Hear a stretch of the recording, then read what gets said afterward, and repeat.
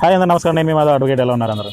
అయితే జనవరి 1, 2026 నుంచి మన బైక్ నడిపే ద్విచక్ర వాహనదారులకి కొత్త రూల్స్ అనేవి వచ్చినాయి. జాగ్రత్తగా వినండి. ఆ రూల్స్ ఏంటంటే ఇక నుంచి ఎవరైతే వెహికల్స్ కొంటున్నారో ఖచ్చితంగా ఏబిఎస్ సిస్టమ్ ఉండే బైక్లు మాత్రమే కొనాలి. అయితే ఈ ఏబిఎస్ సిస్టమ్ ఉండే బైక్లు అనేవి ఇంతకుముందు ఉన్నాయా లేవా అనేది మనం ఆలోచిస్తే ఇంతకుముందు కూడా ఉన్నాయి. కాకపోతే 125cc అబౌవ్ ఉన్న బైక్లకు మాత్రం ఏబిఎస్ సిస్టమ్ పెట్టడం జరిగింది. బట్ నౌ ఈ కొత్త రూల్ ప్రకారం అయితే మీకు 2026 జనవరి 1 నుంచి ప్రతి ఒక్క బైక్కి అది ఎంత సీసీ అయినా ఉండని దానికి ఏబిఎస్ సిస్టమ్ అనేది పెట్టాలి. ఒకవేళ ఏబిఎస్ సిస్టమ్ నేను బైక్ రోడ్డు మీద తిరిగితే దాన్ని సీజ్ చేయడం జరుగుతుంది. ఇది కొత్త గవర్నమెంట్ రూల్.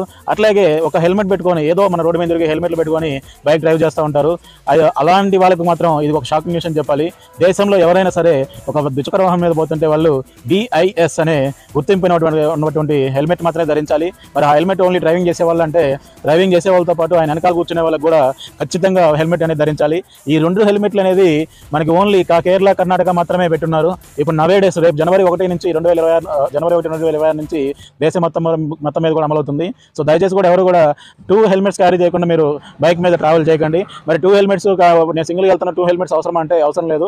ఇద్దరు ఎవరైనా మీతో పాటు ఉన్న వాళ్ళు మాత్రం 2 హెల్మెట్స్ క్యారీ చేయండి. అది BIS గుర్తింపు ఉన్న దాని హెల్మెట్ మాత్రమే తీసుకోండి. ఎందుకు ఇవన్నీ అంటే రోడ్డు భద్రతా దృష్ట్యా లేదా యాక్సిడెంట్లు నివారించడం కోసం ఈ యాంటీ బ్రేకింగ్ సిస్టమ్ అనేది పెట్టడం జరిగింది. యాంటీ బ్రేకింగ్ సిస్టమ్ వల్ల ఒకవేళ ఏదైనా సడన్గా వచ్చినా కూడా యాంటీ బ్రేకింగ్ సిస్టమ్ మనం ఆన్ చేయడం వల్ల రెండింటికి అంటే 2 టైర్లు సమానంగా బండి అనేది హ్యాండిల్ చేయడం హోల్డ్ అవడం జరుగుతుంది. అలా కాకుండా ఇంతకుముందే బ్రేక్ సిస్టమ్ వల్ల బండి స్కిడ్ అయ్యి కొన్ని ప్రమాదాలు కూడా జరిగినాయి. కాబట్టి దాని గురించి గవర్నమెంట్ అనేది ఈ నిర్ణయం తీసుకోవడం జరిగింది. Thank you very much. ధన్యవాదాలు.